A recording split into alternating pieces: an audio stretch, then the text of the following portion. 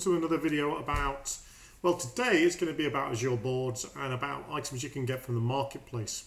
In particular, there's been a bit of a gap in Azure Boards to create timeline views, something I'll talk about a little bit more when I jump in there, but it's a really good extension because I know it's wanted.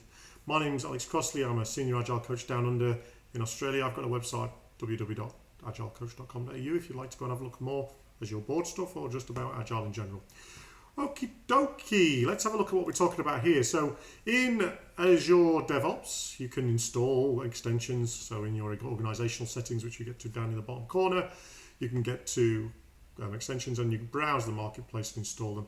This is one in particular I'm looking at called Portfolio Management, and I'm going to show you this in the actual interface that you'll be working in.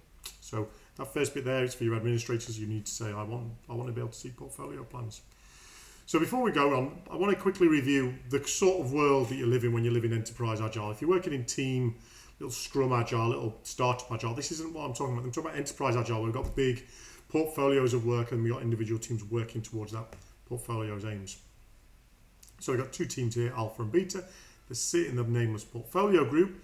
The portfolio group, I would love it when we get to the situation where when we looked at portfolio and said, I want a view to visualize my work, I would love it if they were happy with this view, where we've got Kanbans and we go, well, that's the work you've got on, and we try and right size or whatever you do, that would be great. But very rarely is that satisfactory. It's why things like Monday.com and other extensions have been very successful, because these guys, portfolio managers, they want a timeline view. Not a Gantt per se, but they do want a timeline view, which means on the left is where they start and on the right is where they finish, and each line is an outcome or a project. That's what this will do. But what it is good about it is it's totally integrated. So if I come over here and do this, you'll see down here I have my portfolio plans. I'll go and click on that.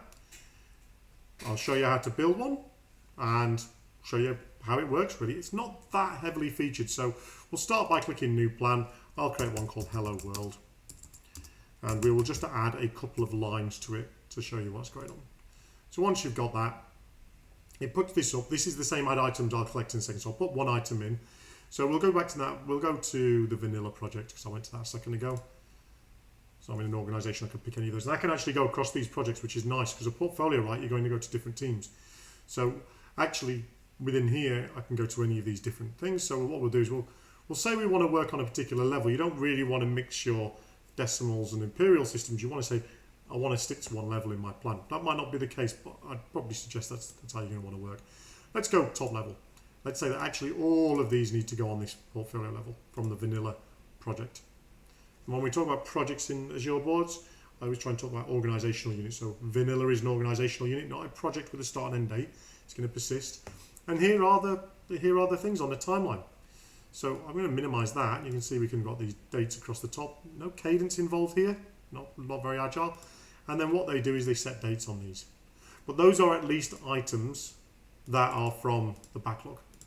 So it's not a case of taking this out and doing Excel. So that's a positive thing. You see, there's not many options. You can put your dependencies in there. I'm not going to cover that today. I've got a video on dependencies. It works exactly the same way as that. If you want to go onto my site and search dependencies, I'll show you how to do that. You can drill down and do all of that. What I want to show is if I go and click more, I can add, let's go to a different project. Let's go, I don't know if I've got anything in any of these.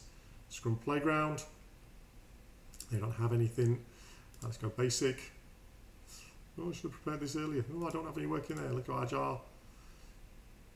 No, nothing in there. The customer group. Okay, so we've got a couple of epics in there doing the no. I'll add those. And then that will stick them next to it. So you get swim lanes now and saying, well, the customer group has got these things on. The vanilla group has got these things on. So you can go across groups and create something like this. So this to me looks like the kind of thing that I see very often created in a Microsoft Office suite, so PowerPoint or Excel, and then put into a PowerPoint. This is out of the box. Don't have to retype the titles. It's all already there. So that's the usefulness of it. That is the introduction to this. Like I say, if you do go onto my site, I have got a search. You can do things like to search for dependencies. If I can not make a spelling mistake. Up. Let's go and make sure that's right. Typing's always bad when I'm on recording. I do have videos on dependencies, so showing how to map dependencies is all on there. Have a look for those sort of things. All right, thank you very much. Hopefully that was pretty informative. Enjoy the video.